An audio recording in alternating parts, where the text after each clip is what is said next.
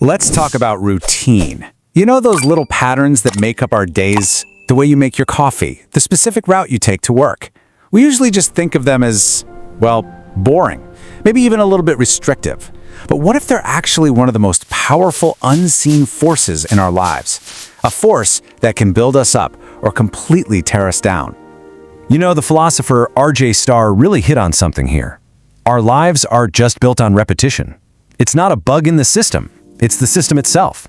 It's how we're wired. So the real question isn't if we have routines. It's what are our routines actually doing to us? And that's really the core question we're tackling today. Is your routine your greatest ally, helping you build the life you want? Or is it secretly your enemy, holding you back without you even realizing it? To figure that out, we're going to look at 3 wildly different stories. Okay, first up, we're starting with a struggle that I think pretty much everyone can relate to. It's this modern-day battle for our own minds, fought not on some grand battlefield, but right there on our screens, inside the head of a student who is just trying so desperately to focus. This comes from a law student on Reddit who basically feels like they're losing their mind. Does that sound familiar at all? That feeling when you sit down, full of good intentions, but your brain, and let's be honest, your internet browser, just have other plans. It's that exact moment a good routine shatters, and this cycle of distraction takes over. And here's what that breakdown actually feels like. It's more than just putting things off. You can't seem to hold on to any new information. You'll read an entire page and realize not a single word stuck. You try all the focus apps, the timers, but nothing works. You get that horrible feeling of just being stuck. It gets so bad that they start to wonder, is something else going on here? Maybe it's ADHD.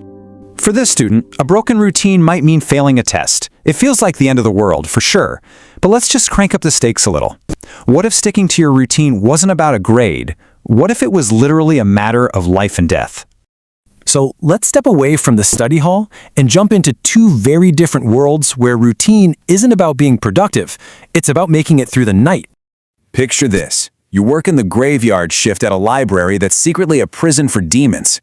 This story comes from Reddit's r/nosleep, and in it, the librarian is the warden, and their only weapon? A list of very, very specific rules. A routine. In this place, every single rule has a direct and frankly terrifying consequence. You're cleaning blindfolded, not because you're a neat freak, but because if you make eye contact with the things at the windows, they can get in. You have to stay completely silent because one word gives a demon power over your soul. Here, the routine is an iron shield. Break it and you're done. Okay, so a strict routine can be your shield. Got it. But what happens when the very pattern you're supposed to trust becomes corrupted? What if the enemy isn't something outside your routine, but something hiding inside it? This brings us to a fan theory for the horror game Routine. So on this abandoned moon base, a fungus doesn't just kill the crew, it rewires their brains. It uses hallucinations to take over their daily tasks, twisting them into a new, alien routine that only serves the fungus. The truly terrifying part? You can't trust anything. The ship's logs, the diary entries, they're all compromised. The routine itself has become a weapon of total deception. All right, so we've seen a routine fall apart, a routine that saves your life, and a routine that tries to trick you. What in the world does any of this mean for us, back here in reality? How do we actually build a routine that works for us, not against us? And this is where it all clicks together. The law student feels powerless against digital distraction. The librarian feels powerless against actual demons. But the solution for both of them is exactly the same. They need to build a deliberate, conscious structure. It's all about building a better routine. So, how do we actually do that? Well, a fantastic post on r/ADHD Women breaks it down perfectly. Most of us try to learn using what's called maintenance rehearsal. That's just repeating facts over and over. It's why you can read a chapter and forget it 5 minutes later. The better way is elaborative rehearsal. This is all about deeper processing. You're not just repeating something, you're actually connecting it to stuff you already know. And here's exactly how to do it.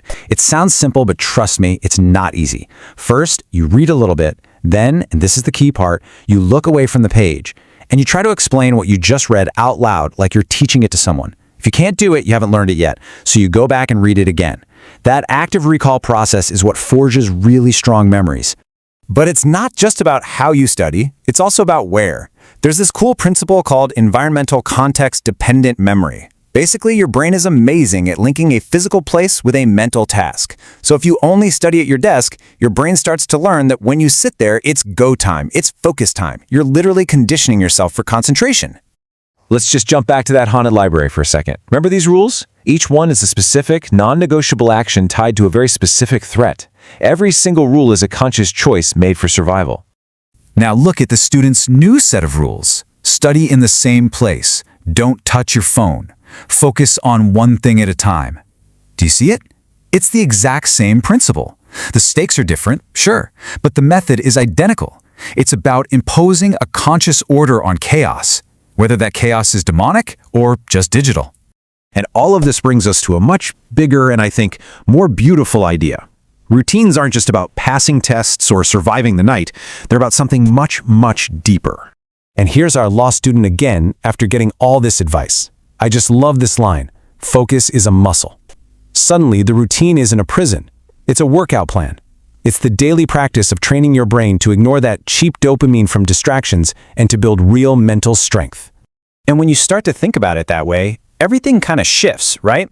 Your morning coffee, that study session, even just a walk around the block. These aren't just things on a to-do list. They are the very bricks and beams you are using to build your reality, your focus, your very sense of self.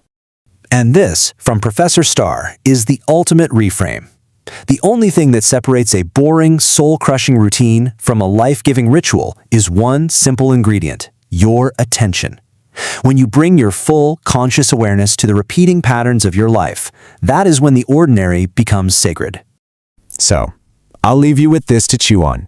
Take a look at the patterns in your own life. Which ones are just draining you? And which ones could you maybe elevate from just a boring old routine into a meaningful ritual? What is your most sacred ordinary?